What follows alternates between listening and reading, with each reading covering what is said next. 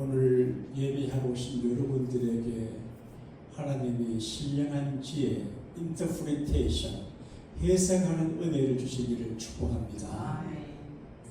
인생은 해석을 하는 거거든요. 해석을 잘 해야 실패하지 않고 해석을 잘 해야 안전하게 됩니다.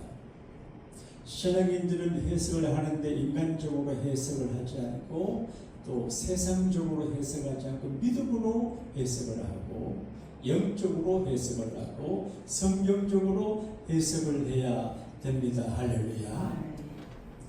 우리가 해석을 잘 하려고 그럴 적에 주변 일어나는 상황에 대해서도 해석을 잘 해야 됩니다. 그리고 만나는 사람들을 만날 적에 그걸 언더스탠딩, 그걸 해석을 잘 해야 됩니다. 흔히 세상에서 관심법이란 단어가 있습니다. 사람의 마음을 읽고 그 사람을 해석하는 거거든요. 사람이 다치고 어렵고 힘든 거는 사람을 잘못 만나고 오해하고 사람을 해석하지 못해서 당하게 되거든요. 그래서 사람을 해석하는데 매너를 보고도 해석할 수 있고 얼굴 보고도 해석하지만 마음을 보고 해석할 수 있습니다. 그래서 관심법이라 마음을 보는 비법이라 그런 용어가 있습니다. 원래 이 용어는 어느 종교에서 자기 마음을 돌아보고 자기 마음을 보살피고 자기 마음을 워치하는 그런 걸로 출발했지만 궁이라고 하는 사람이 관심법이라는 용어를 해가지고 내가 내 마음을 알아본다. 독전 그러니 상대방의 마음을 알아보는 상대방의 마음을 알아보는 게 정말 목회도 그런 것 같은데 목회자들이 교회 안에 살기 때문에 교인들을 보고도 마음을 잘 모를 때가 많아요. 그런데 사람의 마음을 읽어낸다는 게 굉장히 인생에 중요합니다. 우리가 잘 아는 유명한 분의 인생 스토리입니다. 같은 대학에서 경영학을 졸업하고 회사 취직을 했는데 백화점에 취직을 했어요. 경영학을 전공했으니까 경영부서에서 일하길 바라는데 엉뚱하게도 엘리베이터 안내하는 잡에 배치를 시켰어요. 한 청년은 내가 이래도 귀한 대학에서 경영학을 공부했는데 나를 알아보지 않는다 해서 사표를 했어요. 해석을 했어요. 근데 한 청년은 거기 있으면서 여기 엘리베이터를 오르내리고 안내하면서 백화점을 출입하는 구매자들, 손님, 커스터머의 심리를 알게 됩니다. 대화를 듣고 그들의 마음을 읽게 됩니다. 장사는 이렇게 해야 되는구나. 그 엘리베이터 안에서 구매자들의 커스터머의 심리를 이제 읽었어요. 그래 이분이 장사를 했어요. 그 이제 키 핵심 사상이는 신용이에요. 우리 가게에서 물건을 사가지고 가셨다가 마음에 안 들면 반품해 줍니다. 돈으로 바꿔줍니다. 물건을 바꿔. 이런 제도가 미국에 없었어요. 그러니까 그 가게에 출입하는 손님들이 절대적으로 신뢰하지. 그래서 가게가 잘 돼서 나중에 백화점을 했는데 제10페이지 백화점이 그 백화점이에요. 그러니까 사람 마음을 관심법, 사람 마음을 리딩하는 것도 굉장히 중요해요.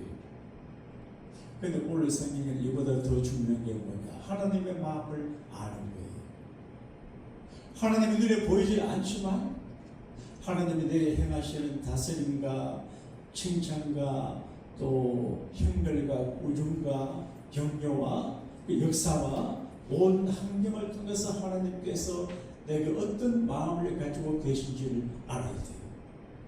오늘 성경 말씀에 너희를 향한 나의 생각은 내가 안다. 믿음의 개인과 가정과 교인들에게 하나님의 생각이 있어요. 그런데 하나님의 그 마음, 하나님의 하트, 하나님의 생각을, 띵킹을 이해한다는 게 굉장히 중요하거든요. 제가 오늘 새벽에 아침에 기도하면서 그걸 다시 깨달았습니다. 목회라고 하는 것은 예수님을 높이고 예수님을 기쁘시게 하는 것이 비법이다 깨달았어요. 교인들도 기해요.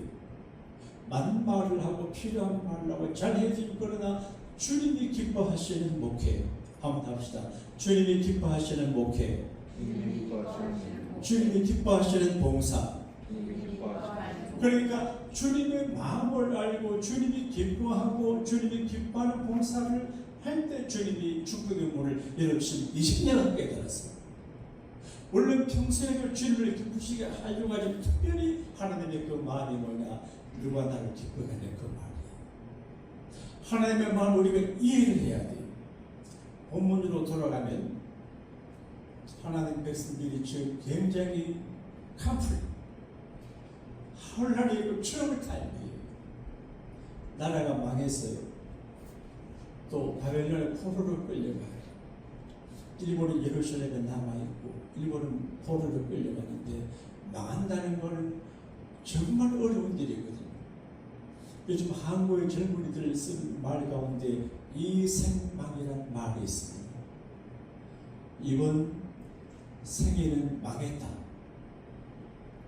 젊은 친구들이 좋은 대학을 졸업을 해도 길이 없어요. 연애도 어렵고 결혼도 어렵고 자식을 낳기는 어려워요. 그래서 이 생망, 이번 생애는 망했다. 이런 말이 떠들었다. 여러분 가운데 혹시 내 생애는 망한 생애다 그런 분이 있을 수 있어요. 그런데 에레미야가 살던 그 시대 히브리인들이 우리는 망했어요. 작은 회사가 망해도 그 소리가 요란합니다. 한 가정이 망해도 동네가 시끄럽습니다. 근데 한 나라가 망했어요. 그리고 아니 느부갓네살은 아주 냉정하고 무서운 독재 전략하기 때문에 완전히 예루살렘 성을 망가지고 다시 일어나지 못하게 막. 그리고 똑똑한 사람들 다 포로로 끌려가가지고 그렇게 했어요. 그러니 히브리인들이 우리는 망했다, 희망이 없다, 절망적이다 단식하고 하나님을 향해서 원망해요. 하나님은 우리를 리젝트 하셨다, 우리를 싫어하신다, 우리를 버렸다, 우리를 돌보지 않으려 하신다, 우리가 아브라함의 후손인데 왜 우리가 망하냐, 이렇게 되어 있어요. 우리는 망했다고 생각하고 절망하는 사람. 여러분과 제가 미국 비행기 타고 왔잖아요. 혹시 아주 오래전에 배를 타고 오신 분이 계신지 몰라도 비행기를 타고 더 잘 살라고 왔어요. 근데 그 시대 그 사람들은 가족과 생이별을 하고 먼 길로 포로로 가고 헤어져 살아가는 가족의 상황이 아파요. 근데 절망하는 그들에게 하나님께 선지자 예레미야의 선택을 해요. 여러분, 예수 믿는 게 행복하지만 힘들어요. 제가 한 주간 예레미야를 이렇게 묵상하니까 아나도 지방의 제사장의 아들이에요. 그 말은 목사님의 아들이에요. 구약은 목사님의 아들이 목사를 해요. 세습, 임금처럼 그렇게 불러요. 뭐 세습인데 원래 성경은 성경 세습하게 되어 있어요. 아나도 제사장의 아들이에요. 제사장은 백성들을 이루하고 이제 교회만 섬기면 되는데 하나님이 선지자 허락해 선지자 사명을 주고 있어요. 제사장은 위로하는 사명이에요. 여러분 수고 많으시지요, 힘드시지요, 가고 일하는 건데 선지자는 지적하는 거예요. 그러면 안 돼요. 죄를 지적하고 잘못죄 얼마나 힘들어요. 여러분 남의 흠모를 잡고 지적하는 사람은 인기 없습니다. 사람들 다 떨어집니다. 칭찬하고 격려하는 사람들이 있습니다. 그러니까 그 이제 학교 교사 출신들이 그걸 잘합니다. 특히 국민학교 교사 출신들이 자꾸 남편도 지도하고 시어머니 시아버지 지도하니까 보통 문제가 아니에요. 그래서 나는 초등학교 선생님한테 장관께 얼마나 다행인지 몰라. 물도오라 그러고 막 그럽니다. 남편 보고. 자, 근데 지금 이제 제사장만 하면 괜찮아요. 근데 지적하고 이거 하는 건 힘들거든요. 교회를 목회하시는 분들 중에서 부흥의 은사를 받아가지고 이 교회 저 교회 다니며 부흥을 하는 분들이 계시는데 그러면 경계하고 지적도 하잖아요. 근데 부흥회를 많이 다니는 분이 자기 교회에서 실패할 수가 많아요. 막 지적하니까. 근데 이제 예레미야 그런 사람이에요. 그러니까 너무 힘들어요. 그 하나님이 입에 말을 전해주는데 하나님 말씀을 전할 때 백성들이 그 말을 해석을 제대로 못해요. 오해를 해요. 자, 하나님은 예레미야에게 말해서 예레미야야 너는 왕에게 말해가지고 친애국 정책을 하지 말고 바벨론 정책을 친바벨론 정책하라고 말해라. 지금 요시아나 이런 왕들은 애국을 좋아하고 바벨론을 싫어해요. 자, 현실로 들어서 여러분이 한국 가서 이재명 대통령 만나면은 어떻게 제시할 수 있습니까? 대통령, 이재명 대통령님, 미국을 멀리하고 중국 가까이 하시오. 중국 멀리하고 미국 어떻게 말하기 어렵잖아요. 그런데 이제 그 흐름이 있어요. 그런데 요시아 왕 그 모든 시대 흐름이 친애국 정책인데 하나님은 예레미야야 친바벨론 정책을 하라고 해라. 틀려요. 그래서 그럼 나간다 그러니까 예레미야를 때리고 굶기고 감옥에 넣고 수염을 뜯고 이제 물기 있는 깊은 웅덩이에 맞들 죽게 만들어. 얼마나 힘들어요. 그러니까 예레미야는 그렇게 말해요. 내 생일이 저주를 받았더라면 내 어머니가 나를 낳아 복되지 않았으면 내가 왜 이렇게 고생하고 수고하고 고통을 당하냐 그렇게 절망을 해요. 우리가 가끔 부르는 찬송 가운데 내 주를 가까이 하게 하면 그 노래 하잖아요. 그러니까 미국에 사는 우리들은 기독교 북부 같은 미국에 사니까 고생하기를 싫어하고 고생할 때도 고생할 기회가 없어요. 그래서 조금 믿음 생활 하다가 조금 고생하면 도망가 버려요. 근데 우리는 믿음 생활할 적에 그 믿음과 포지션을 사명으로 생각해요. 아, 하나님이 내게 이런 사명을 줬구나. 그게 힘들어요. 예레미야가 그래요. 힘들어요. 근데 하나님의 생각을 백성들과 함께 해석을 바라하지 못해요. 또 그러니까 지금 나라가 망해서 절망하는데 하나님은 그 예레미야를 불러요. 예레미야야 결혼도 하지 않았어. 40년 동안 하나님의 종의 길을 가는 게 굉장히 어려워요. 그래서 이렇게 내 백성에게 말을 해라. 너희를 향한 나의 생각을 내가 안다. 재앙을 주는 것이 아니다. 해치려고 하는 것이 아니다. 하나님 우리 해친다고 생각이 돼요. 그리고 하나님 우리 해친다 싶은데 하나님은 아니야. 너희를 향한 나의 생각을 내가 알아. 김강, 실록이 영어에서는 프로스퍼 형통과 잘되게 너를 샬로 플러스 잘되게 하고 두나함 해치려고 하는 것이 아니야. 그러니까 하나님은 나를 때리시다 그럴 때가 있어. 근데 해치는 것이 아니에요. 지난주에 제가 한 주를 지나면 전화이복이란 그 말을 생각을 했는데 제가 어릴 적에 교회에서 들은 어느 목사님의 간증이 생각이 나요. 어느 신문기자 한 분이 유람선을 타고 유람을 하다가 유람선이 암초에 부딪혀서 침몰했어요. 다 죽었어요. 저는 크루즈여행을 별로 좋아 안 해요.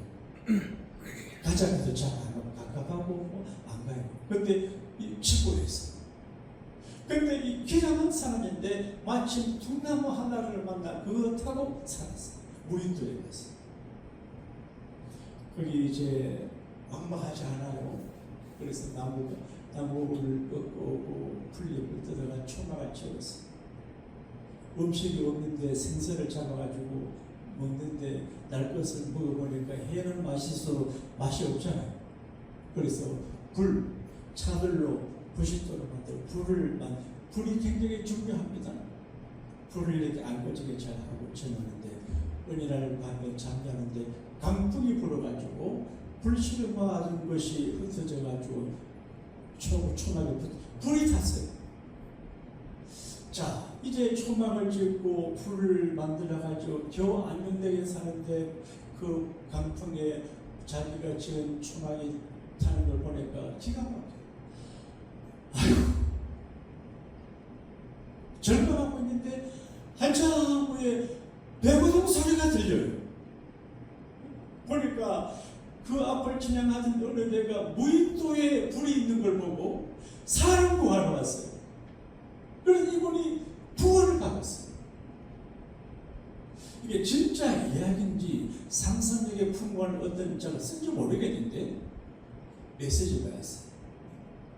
내가 애써 만든 불이 탈지 집에 불이 탈지 절망하지만 이것 때문에 자기 인생이 회복을 받고 구원받거든. 이게 전의 이복입니다. 할렐루야. 여러분이 살다가 보게 되면 가끔 힘주고 우리 기도하고 믿음으로 살고 예수 따라도 이유를 알 수 없는 고통을 당할 때가 있어요. 그때도 무슨 뜻이 계시겠지, 주님이 잘되게 하실 거야, 더 잘되게 하실 거야 믿어야 됩니다. 할렐루야. 어느 선교사님의 선교 보고를 접한 적이 있어요. 되게 캄보디아에도 선교 현장 가게 되면 선교사들이 시골에 안 있어요. 프놈펜 수도 주변에 있어요. 한국 돈이 가치가 있으니까. 그러니까 수도 주변에 다 모여 있어요. 산지한 거예요. 근데 이번엔 정말 순수한 믿음을 갖고 계셔서 이제 밀림 지역에 갔어요. 밀림 지역. 남부에서. 근데 한 번은 7살 먹은 자기 아들 밀림이 10명이 갔어요. 아스케리를 먹여도 5동 먹였는데 열이 내려가지 않아요. 그래서 자동차를 타고 도시로 나가요. 나가는데 그 7살 먹은 애가 손을 이렇게 내밀대. 그래서 아빠가 물론 기도하고 했겠죠. 빌 뭐하냐? 예수님 손잡고 있어요. 그러니까 이제 그 애가 우리는 모르는데 예수님이 손을 내밀 때 손을 잡고 있는 거예요. 우리는 이걸 이해할 수 없어요. 7살 먹은 아들을 잃어버린 그 선교사 많이 어떻겠어요?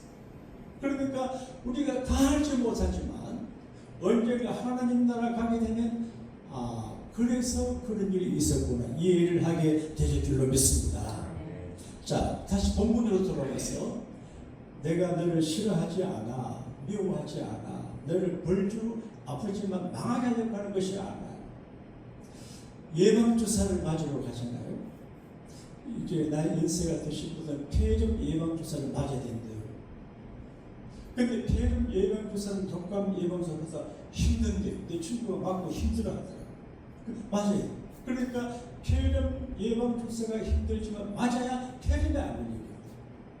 하나님은 가끔 우리를 징계하고 다스리고 아프게 때 더 큰 재난을 막아내기 위해서 예방주사를 놨습니다. 할렐루야. 그리고 희망을 주거든요. 저는 가끔 제 형님이 미국 오셔가지고 미국도 희망이 다 적에 내가 30년 목회해보니까 쉬운 일이 아니라 그런데 나도 뭐 독일 항공이 하는데 정말 오늘 살아간 우리가 이민자 LA 살아간 사람들이 미래에 대해서 어떤 생각을 갖고 있냐. 저 한국 같은 경우에는 독거노인들이 많아요. 이제 독방에 사는데 자살을 많이 해요. 노인들이 자살을 많이 해요. 자녀들에게 배신당하고 앞에 보이지 않아요. 근데 지금 나라가 망하고 부모 자식 간에 헤어지고 남의 나라 포로를 끌려간 적에 절망이에요. 근데 하나님은 그렇게 하면 I have plan for you. 너희를 향한 플랜, 계획을 갖고 있다는 거예요. 여러분 개인과 가정과 우리 교회를 향하신 하나님의 플랜들이 있습니다. 할렐루야. 하나님의 계획이 있어요. 내가 너희를 향한 계획이 있어. 좋은 계획을 가지고 있다. 그렇게 말해요. 그래서 plan to prosper you. 너가 잘되게 하고 형통하게 하고 그런 계획을 갖고 있대. 며칠 전에 보험 관계된 분이 저를 찾아와서 얘기했는데 나는 깜짝 놀랐습니다. 미국을 움직이는 사람이 유대인들이고 유대인들은 이래도 저래도 돈을 벌게 해놨대. 그래 유대인들 무섭다 그런 이야기예요. 주이시 말이. 그러니까 이권되는 건 전부 주이시가 갖고 있어. 무서워요. 나는 이 말씀 들을 적에 그 2000수백 년 전에 이제 하나님께서 망한 유대인들에게 이제 플레이스 플러스4 유 잘되게 한다. 나라가 망했는데 잘되게. 이스라엘 나라가 망하지 않았으면 세계적인 힘을 못 가졌을 거예요. 그리고 하나님은 안주를 원하거나 소시민적인 프로그램이 아니라 세계를 크셔가지고 독수리가 도토리 새끼 훈련하듯이 훈련해가지고 큰 꿈을 갖고 큰 일을 이루게 하십니다. 할렐루야. 그래서 계획을 갖고 있는데 그 계획이 좋은 계획이다. 좋은 계획이다. 그래 큰 계획이다. 좋은 계획이고 큰 계획인 것을 말씀해 주고 있어요. 그리고 hope and future. 희망. 내가 너에게 희망을 주겠다. future. 미래를 주겠다는 거예요. 6.25 전쟁 때 미군들이 많이 한국 가서 전쟁하고 어려울 때 겨울일 때 미군 정부 기자가 가서 미군 몇 명과 인터뷰를 했어요. 이 날씨는 차갑고 전쟁이 끝이 없고 중국군들이 밀려와서 밀고 하는데 이때 너가 원하는 게 뭐냐? 세 가지를 말하더라. 따뜻한 커피, 한 커피. 따뜻한 커피를 한 잔 마시고 싶다. 햄버거 한 번. 우리 딸이 인도네시아에서 이번에 오더니 이래도 햄버거 먹었다. 햄버거를 먹어. 그 다음에 하는 말이 투몰로우. 내일. 전쟁돼서 내일이 없습니다. 근데 내일을 원한다.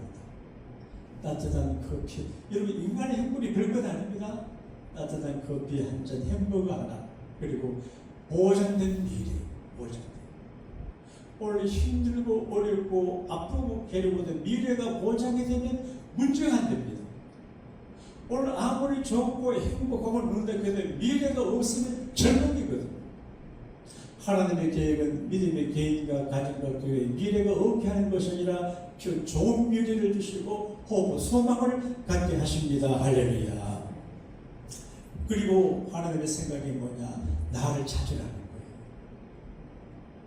그래서 예레미야 1장에 19절까지는 내게 돌아오라.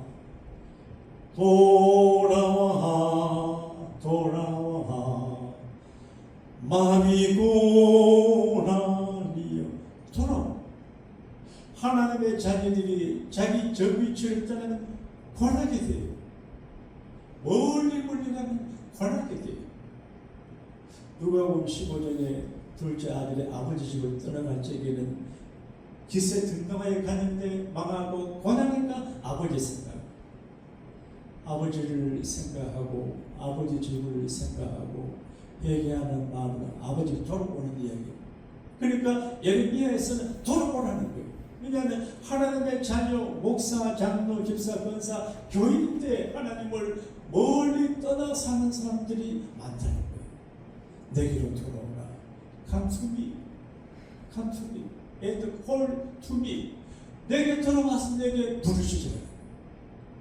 나를 인정하고 내게 돌아와.